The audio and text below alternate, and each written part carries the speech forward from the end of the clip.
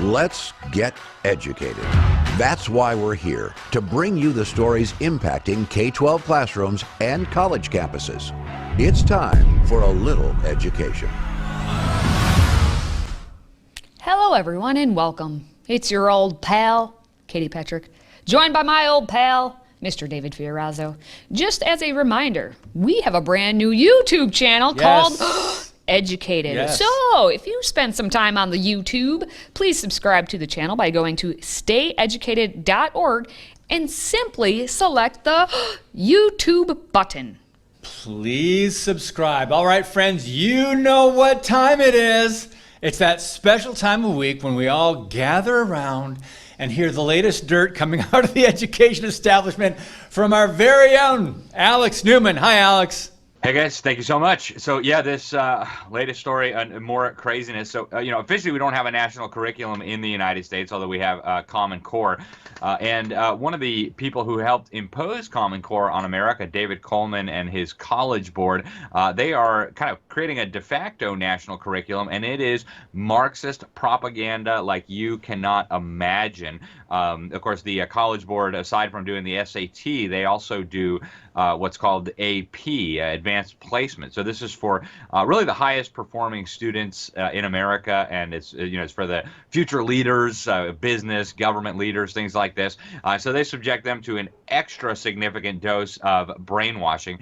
Now, I taught advanced economics through FreedomProject for a long time, and I would always prepare my students to pass the AP exam, knowing full well that the AP economics exam was basically from a Keynesian, almost Marxist perspective. And so I'd teach the kids, if you want to get the AP questions right, you're going to have to think like a Marxist. You're going to have to think like John Maynard Keynes. Well, this new course that they have designed, it is the most irresponsible, the most extreme yet. It is the AP for African American Studies. Yes, the first African American Studies are beginning now, and this thing is absolutely bonkers. Now, I haven't seen the documents myself, but Stanley Kurtz, he is conservative-leaning senior fellow at the Ethics and Public Policy Center. He got hold of these documents, and he says this is neo-Marxist indoctrination like we have never seen in our country before. In fact, as he put it, it clearly proselytizes for a socialist transformation of the United States. He says it advocates and encourages political violence, hatred for America's political institutions, our constitutional Republican form of government. It's basically critical race theory on super steroids. And it is, in the truest sense of the word, subversion, right? Subversion as in a move aimed at subverting our political institutions. And again, some of the stuff that is in here is just unimaginable, flagrant Marxism. Even when they have a debate, kind of two different perspectives to contrast, it's basically hardcore Marxist versus less hardcore Marxist, right? There's no perspective outside of Marxism. And here's what Stanley Kurtz says. He says, the topic descriptions sound neutral, but the readings are almost uniformly consist of neo-Marxist agitation. Pleas for a socialist transformation of America. Guys, this is incredible. Now, we already knew that they were doing this with a history program. In fact, they got widely criticized with the history. In fact, scholars from all across the country, from all across the political spectrum came out and said, look, this is preposterous, this is ridiculous, this is not real history. They're not learning about the Founding Fathers, they're not learning about our Constitution, they're not learning about our Declaration of Independence. They're learning basically garbage. But this new course takes it to a whole new level. They have actually a description of post-racial racism, and they say actually that's racist. Treating people equally without regard to how much melanin they have in their skin. According to the readings in this absurd curriculum, these are racist, and basically Western civilization is portrayed as racist. All the accomplishments of the Western world, everything is because of racism and white supremacy. So, on the bright side, more and more states now are taking action against this kind of propaganda. Stanley Kurtz, who's certainly not a right-wing extremist, you might not even call him conservative, very mainstream, if you will. Even he is saying this is certainly illegal in all the states that have banned critical race theory. But he says, and this is a quote from his piece, the course's political bias is so egregious that the presence or absence of CRT laws is almost besides the point. He says authorities all across the country must reject this. He says the APAAS, the Advanced Placement African American Studies, is wrong for our schools. Governors, legislators, and state and local education officials must act accordingly. So he's encouraging states and districts to reject this, but that's going to be very hard, right? AP is a way for students to earn college credit and kind of get ahead of their peers. And so this is going to be very, very difficult. But folks, you need to understand the reason they are pushing this Marxism on our children is because there is a plan to destroy our country. The College Board is at the center of this. They helped impose this crazy Common Core on us by aligning the SAT with the Common Core curriculum. David Coleman, the architect of all this madness, was a central figure in that.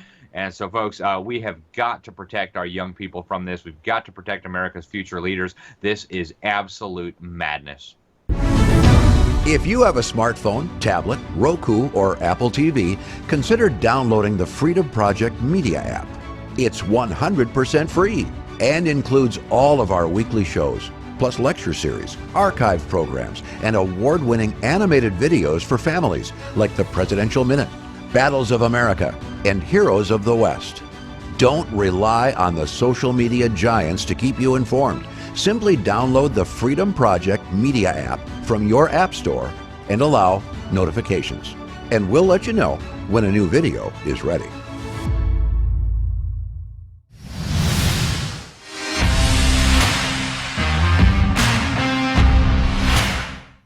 Judging by the actions of the Biden Democrats, they are uninterested in justice for all. Let me explain. They have yet to arrest a single arsonist or pro-abortion terrorist in the more than 100 cases across the country where pro-life pregnancy centers and churches were attacked, vandalized, or firebombed. You heard that right. Over 100 cases, causing hundreds of thousands of dollars in damage, and no arrests in like 4 months. I'm David Fiorazo, and this is Christ and Culture.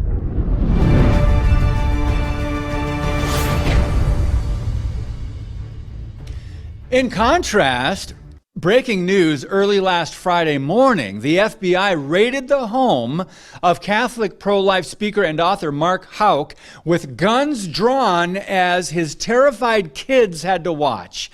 In an act of intimidation, his wife and their 7 homeschooled children were traumatized by seeing guns pointed at their father. Now, the warrant charged Mark with violating the Freedom of Access to Clinic Entrances Act due to a claimed attack of a patient escort.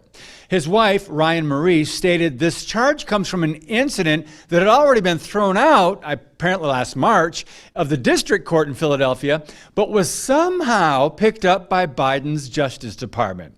Now, last Thursday, I interviewed the CEO of Compass Care in Buffalo, New York, Reverend Jim Harden, to get an update on the firebombing of his pro-life medical office that took place June 7.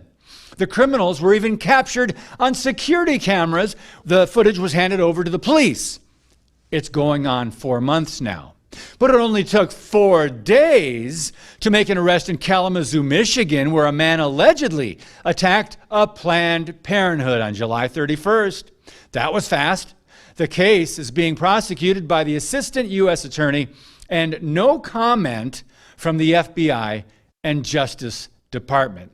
So Joe Biden's FBI director, Christopher Wray, was recently asked how many domestic terrorism investigations the FBI is currently pursuing involving attacks on over 100 pro-life organizations and churches.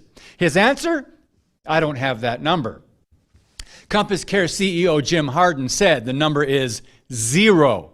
In stark contrast to the swift justice given to the single isolated attack on an abortion business, there have been no arrests of pro-death domestic terrorists. Jim Harden commented on the Michigan arrest of a 25-year-old and our 2-tiered justice system. He said this: if Joshua Barrington did commit this crime, he is no better than Jane's revenge.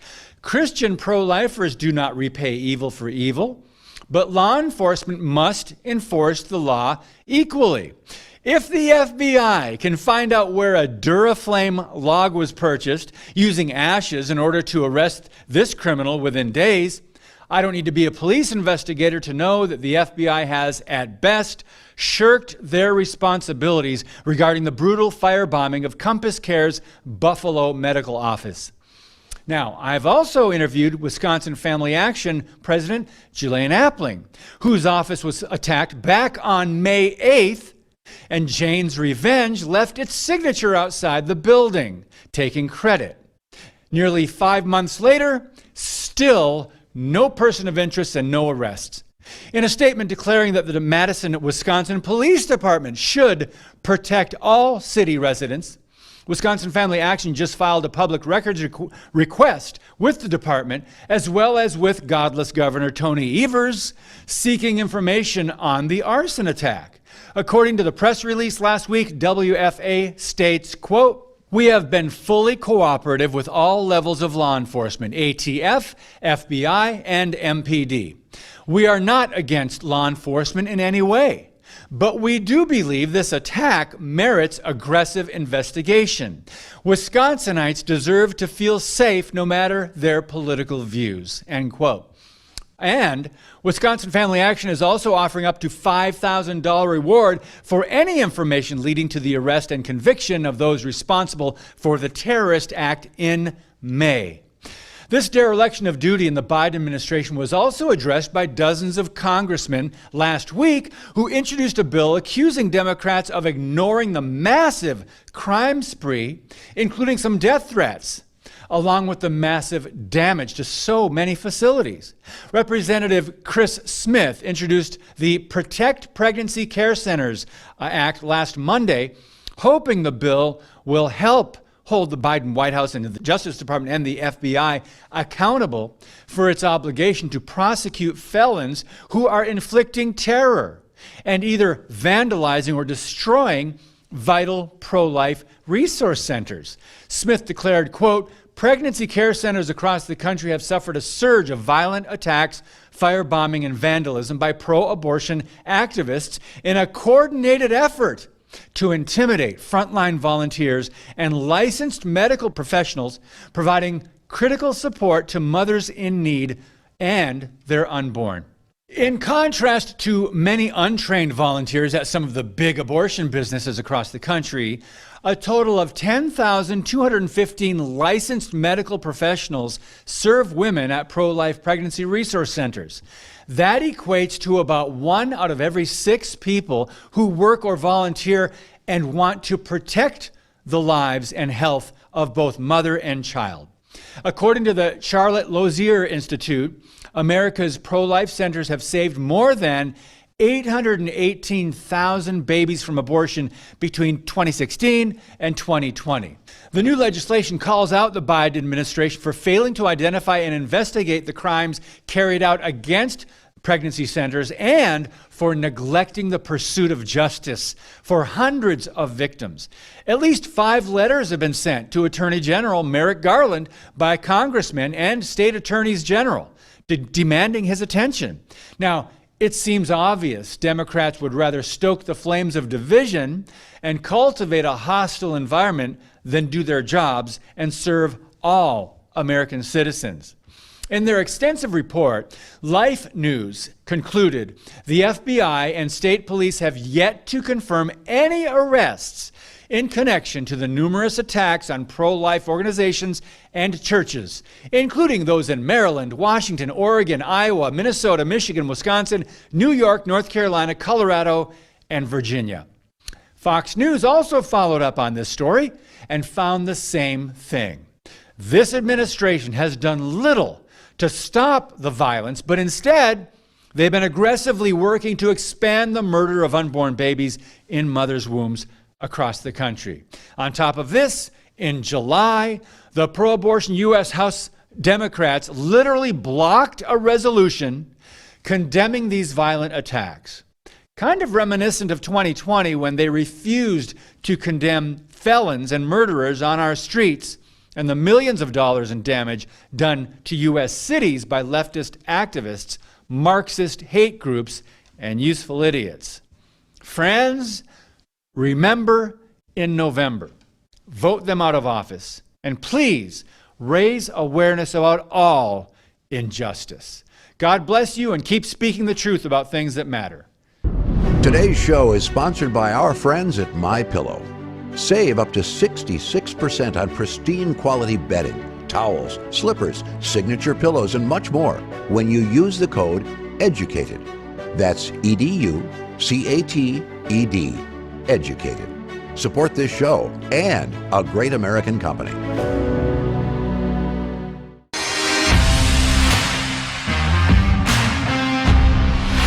All right, let's take a little time to find out what's trending left. We're going to start in Chattanooga, Tennessee, where video from a Pride event held for all ages at a local restaurant has common sense Americans asking, why are we exposing children to stuff that is clearly meant for adults? Here we have two little children on stage, and one of them likes the mermaid's sequin color-changing dress. So the woman allows the child to rub up and down her crotch to see the colors change. And next we have someone dressed as the hardworking 9-to-5 Dolly Parton spreading their legs with a 2-year-old right in front of them. And again, then we go to the awkward drag queen walking around talking to all of the children, to all of the babies.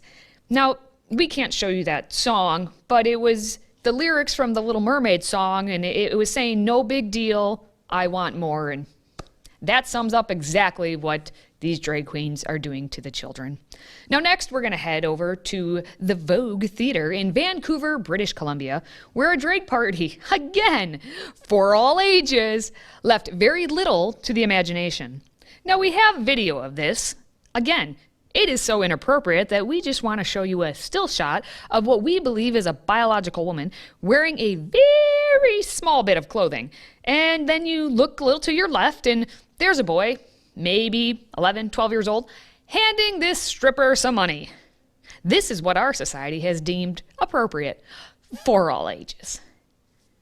For all ages. These are the buzzwords that continue to be used. Hey, it's for all ages. So come on down and give it to your children.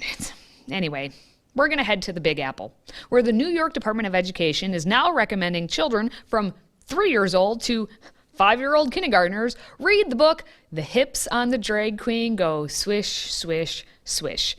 We've covered this book and others like it many times on Educated, and parents told us to just calm down because they were fringe books that nobody would find.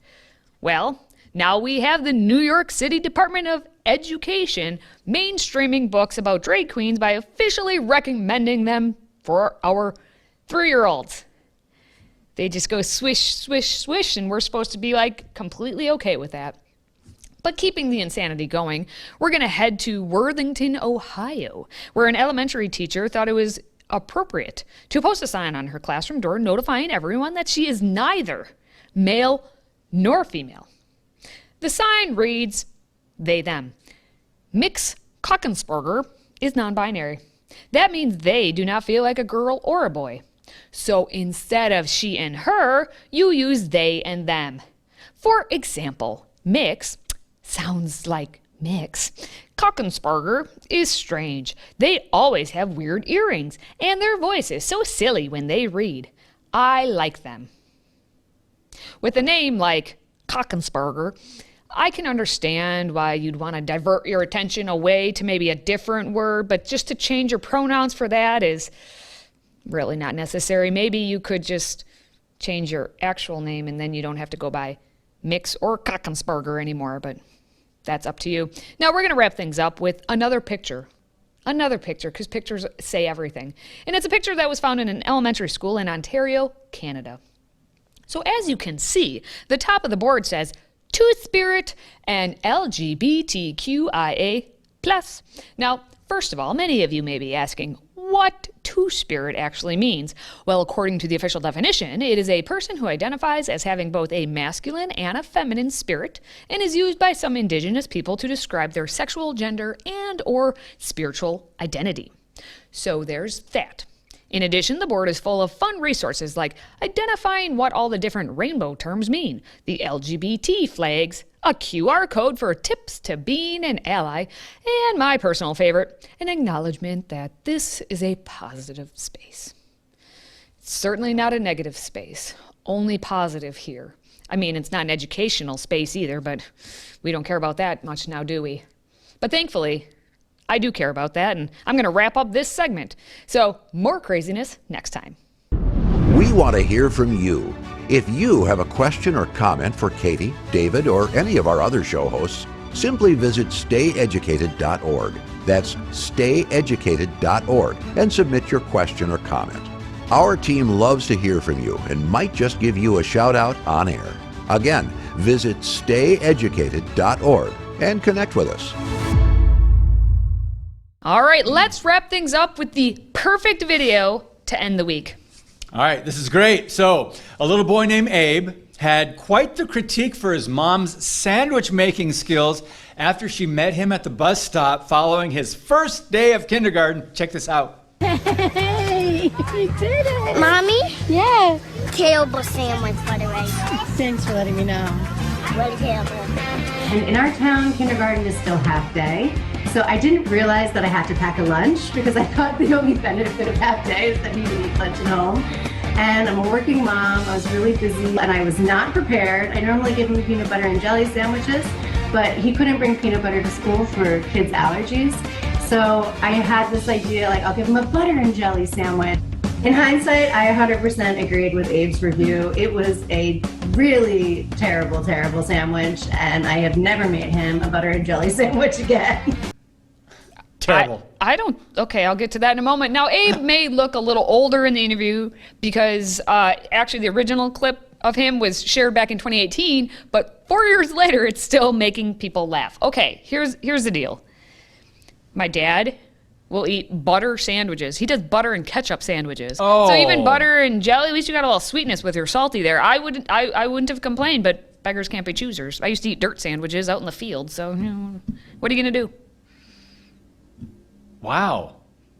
I don't know Yep. what to say to that. Butter and ketchup? Butter and ketchup, and not even butter that's spread. It's like a butter mountain.